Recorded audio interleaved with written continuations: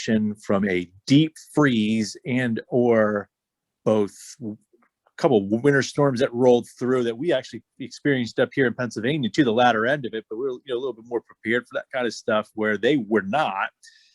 And they had several major power stations go offline during the week and during that storm, which left millions of people without power and just kind of sort of turned into a cascading effect and snowball effect, no pun intended. But this then went into, bigger power outage, and then which turned into a dirty water, not clean water problem, then turned into oh my gosh, I just got a power bill for how much in my mailbox?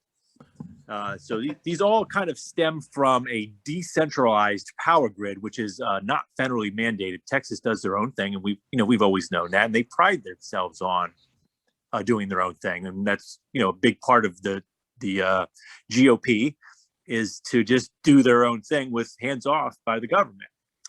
Well, it kind of bit them in the ass there a little bit. It could be skirting over some of this, but if you want to give some more details out there about it, please definitely email us at valleyvig08@gmail.com and you'll let us know what your scoop is. But the main thing here is that they have a decentralized power grid, and that they just weren't ready for this type of a storm and this type of power consumption that was as a result of the storm, and we went down.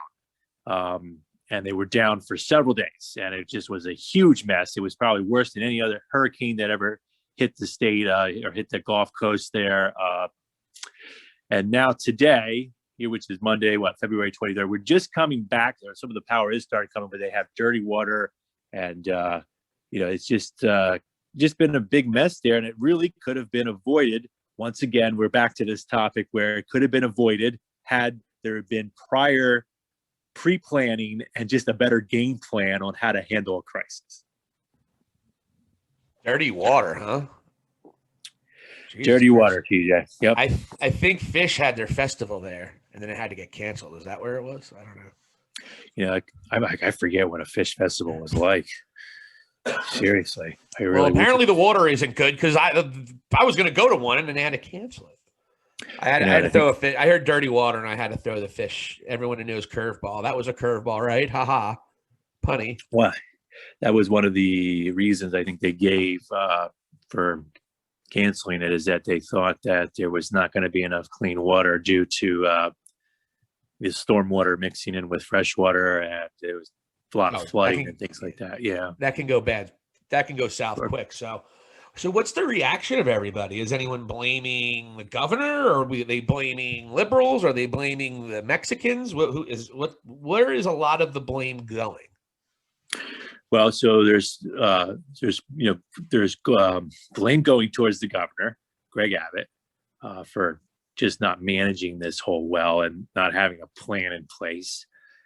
And then there's blame given on the power companies for not having things in order to be able to have any fail-safes in order should this have happened. And then, of course, they are blaming the Green New Deal. Now, why is the Green New Deal part of their shit? So there's a certain percentage of power that is generated by wind in Texas and solar. And, I'm trying to stay accurate with this, and it is that they relied too much on that too early, and not enough on what really works, which is coal and nuclear and natural gas. And one of the main parts is that they ran out of natural gas to supply the power to power plants, so they could supply the citizens with power. And I also think it's just a scapegoat for the GOP, also to just point fingers at people.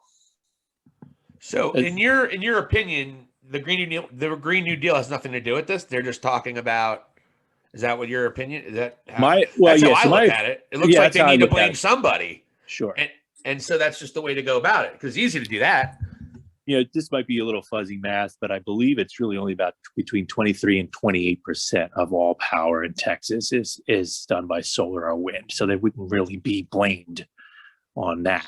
But it's a good way to push the agenda on that side. And like I said, I've been an independent now for quite a while. I've just left of center. I will vote for a candidate on that side if I feel that they're the best candidate for the job. But I'm just not impressed with this going forward, with how that side of things is handling the running of this country. So, well, they're getting through it. It's just kind of odd because we had one of the senators there, and this might be a good lead into our next topic. Uncle Ted.